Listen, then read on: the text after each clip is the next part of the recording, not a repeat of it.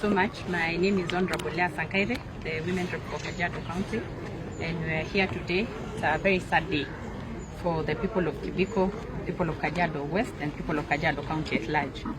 Our people have been subjected to humiliation, and our people have been locked in, and Kibiko has become a no-go zone.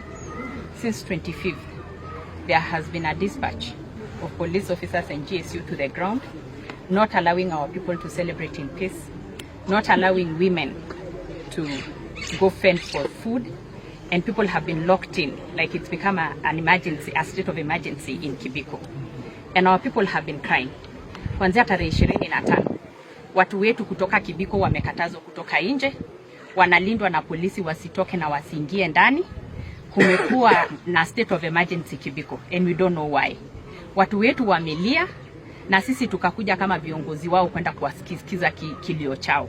Kwa sababu ikifika mahali unakataza watu waende shopping, unakataza watu wakule sikukuu, unakataza watu wa kuingia na kutoka Kibiko, then tunashangaa ni nini hii ambayo inakatazwa watu kufanya.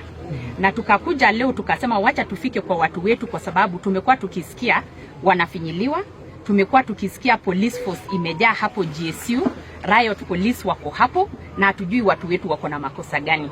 Leo tukasema twende tuwasikize, kwa sababu pale kuna wamama wajawazito, kuna wamama wako na watoto wadogo, kuna wamama ambao wanajifungua, na wote wako nyumbani wanakatazwa kutoka hata ku access facilities zote zile mtu anataka ku access.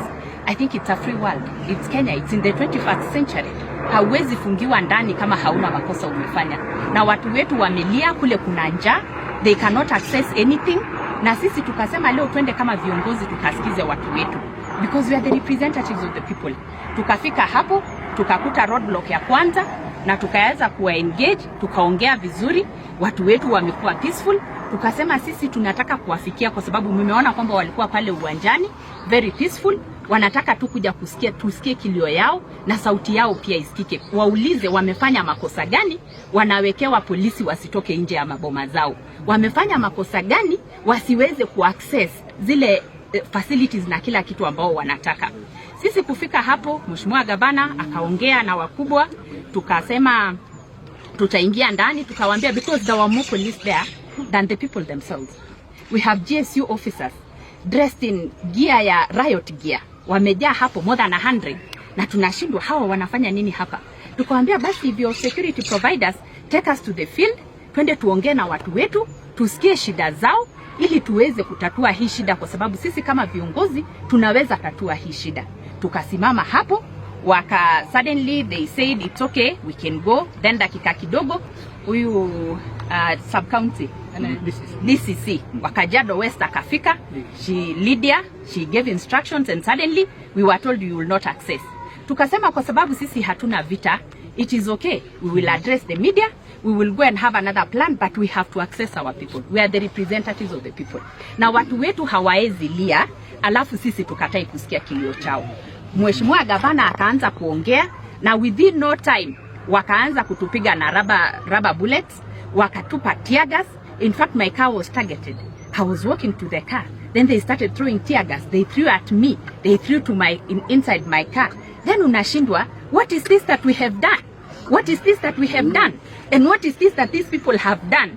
And we will not be quiet, and we will not be silenced. Let this go into record, that we will not be silenced. We will not keep quiet. We want to know nani huyu anaadhiri hawa watu. Tunataka kujua hawa watu wa Kibiko wamefanya makosa gani mpaka ikafikia leo siku ya Krismasi they can't go celebrate. They cannot do anything because wamewekewa, kila mtu amewekewa JSU kwa nyumba yake, wamewekewa polisi, wamejaa kila mahali. We were peaceful.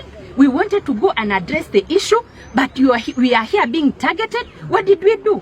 These people, your representatives were there. Nobody was harming anybody. They were all there listening, and suddenly they started throwing tear gas at us. Let me tell you, those tear gas, the tear gas the bullets will not silence us. It will not silence us.